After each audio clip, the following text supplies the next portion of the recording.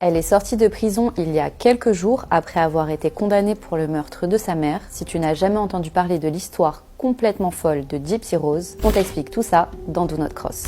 Gypsy Rose Blanchard est née en 1991 à la Nouvelle-Orléans, Louisiane, et a grandi avec sa mère, Didi Blanchard. Dès le plus jeune âge de sa fille, Didi prétend qu'elle souffre de diverses maladies. Elle raconte, à qui veut bien l'entendre, que sa fille est atteinte d'une leucémie, de troubles de l'alimentation, d'une déficience mentale, d'une dystrophie musculaire et qu'elle devient progressivement aveugle et sourde.